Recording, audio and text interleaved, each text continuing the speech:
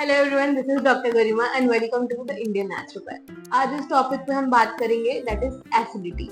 बहुत लोगों ने मैंने इंस्टाग्राम पे क्वेश्चन डाला था कि आपको एसिडिटी पे वीडियो चाहिए या ब्लोटिंग पे। आई वाज सरप्राइज कि एसिडिटी पे कितने लोगों को वीडियो चाहिए। इट मींस कितने लोग इस प्रॉब्लम को फेस कर रहे हैं। तो इस वीडियो में हम दो चीजें सीखेंगे। एक तो हमारी होगी कि एसिडिटी जनरली हमें होती क्यों है, दूसरा हम क्या लाइफस्टाइल चेंजेस कर सकते हैं जिस वजह से हमें एसिडिटी की प्रॉब्लम या तो मैनेज हो जाए हमारी या तो हमें ठीक हो जाए। तो पहली चीज है कि एसिडिटी होती क्यों है। सबसे मेन दो रीजन है। पहला कि आपका जो स्फिंक्टर है ना, स्फिंक्टर क्या होता है, हमारा इसोफेगस जाता है और फिर वो पेट से कनेक्ट करता है। इन दोनों के बीच में एक फ्लैप सा प्रेजेंट होता है जिसको हम स्फिंक्टर कहते हैं। तो वो यूजुअली क्या होता है, वो बंद रहता है। वो तब खुलता है जब आपके पेट में खाना जाने लग पड़ता है, ठीक है। उसका काम है आपके पेट में जो एसिड प्रेजेंट है ना, वो वापस से ऊपर ना आए, तो उसको रोकना। कभी कभी क्या होता है, ड्यू टू सम रीजन वो स्फिंक्टर लूज हो जाता है, ड्यू टू सम डिसऑर्डर और ड्यू टू सम इशू। तो उस वजह से क्या होता है, जब भी आपके पेट में खाना जाएगा और वो जो एसिड सिक्रीट होगा ना, तो वो स्फिंक्टर लूज रहता है, तो वो एसिड वहां से सिक्रीट होके ऊपर की तरफ आ जाता है कभी कभी, क्योंकि वो लगा लो एक तरीके से बॉटल का ढक्कन टाइटली बंद ना हो, तो जब बॉटल प्रेस होगी तो पानी ऊपर को आएगा ना, उस तरीके से। एक रीजन ये हो गया। दूसरा रीजन है हमारा कि अब्डोमिनल प्रेशर बिल्ड होना। उससे क्या होता है, जब जैसे हमारा अगर बेली फैट बहुत ज्यादा है या फिर हम खाना खाते से एकदम से लेट जाते हैं, हमारा अगर ब्रीदिंग हमारी जो है वो नॉर्मल नहीं है, हम ज्यादातर पेट से सांस ले रहे हैं, छाती को यूज नहीं कर रहे हैं अपनी, तो एक नेगेटिव एब्डोमिनल प्रेशर बिल्ड हो जाता है, जिस वजह से क्या होता है, वो हमारे गैस्ट्रिक रिफ्लक्स को ऊपर की तरफ भेजता है, जिस वजह से कभी कभी हमें एसिडिटी जैसे इशू आ सकते हैं।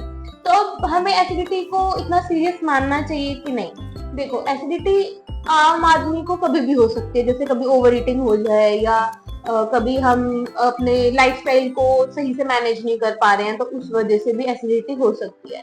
बट एक जो सबसे बड़ा इशू ये है कि अगर 20 साल 30 साल इतनी देर से आपको एसिडिटी हो ही रही है ना, तो वो आगे जाके आपके ईसोफेगस में कैंसरस चेंजेस भी ला सकते हैं। अब जरूरी नहीं है हर किसी को जिसको एसिडिटी है उसको कैंसर हो जाएगा, बट ये एक चांस है।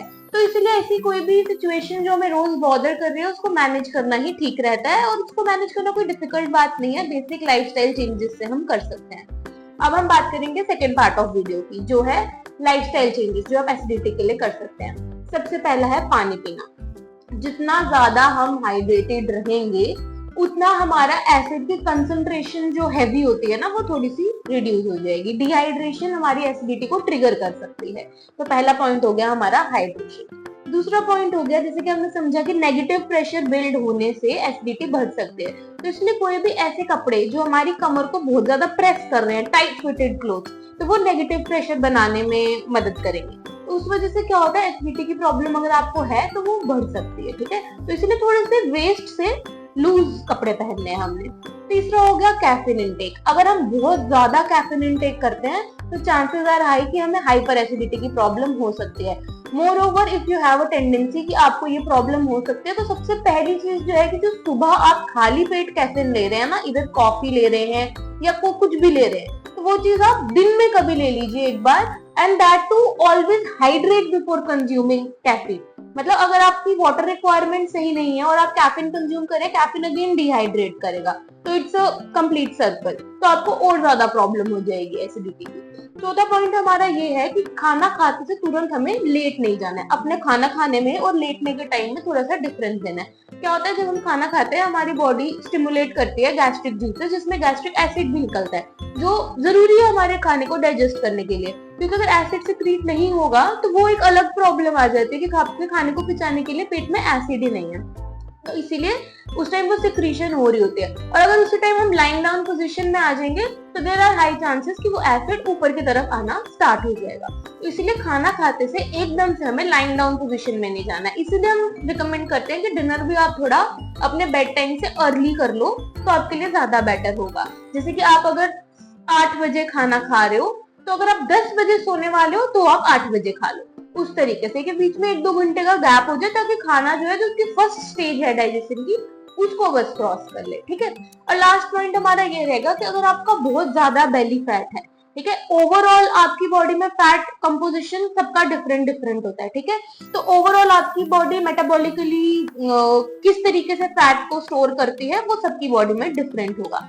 हाँ, पर अगर आप ऐसे इंडिविजुअल हैं जिसकी बेली ज्यादा फैट स्टोर करती है और बेली फैट बहुत ज्यादा है, तो देयर आर हाई चांसेस कि आपके जो अंदर ऑर्गन है ना उन पे प्रेशर आता है उस बेली फैट से, जिस वजह से हमें एसिडिटी का इश्यू जो है वो काफी ट्रिगर हो सकता है, या अगर आपको ऑलरेडी प्रॉब्लम नहीं है तो वो बन भी सकती है फ्यूचर में जाकर, ठीक है।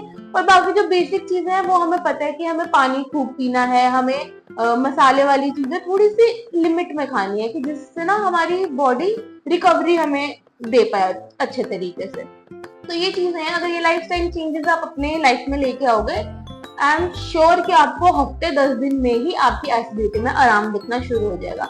बाकी अगर आपको एसिडिटी रिलेटेड या कोई भी हेल्थ इश्यू रिलेटेड कोई डाउट्स हैं तो आप कमेंट में बता सकते हो, नेक्स्ट वीडियो हम उस पर कवर कर सकते हैं। और अगर एसिडिटी आप फेस कर रहे हैं तो आप नीचे अपना एक्सपीरियंस बता सकते हैं कि इन चीजों को फॉलो करने के बाद आपको कुछ चेंजेस फील हो रहे हैं या नहीं हो रहे हैं, ताकि और लोग जो इस वीडियो को देखें या कमेंट सेक्शन में देखें तो उनको भी थोड़ी हेल्प हो जाए कि ये लाइफस्टाइल चेंज को ला सकते हैं कि नहीं। और अगर ये सब करने के बाद भी आपको एसिडिटी बहुत सीवियरली रह रही है और आपको कोई आराम नहीं मिल रहा है, सबसे पहले एक डॉक्टर के पास जाइए, उनको कंसल्ट कीजिए कि आपको ये दिक्कत है क्यों, फिगर इट आउट। उसके बाद हम इन मॉडिफिकेशंस के साथ उसको बेटर तरीके से मैनेज कर सकते हैं।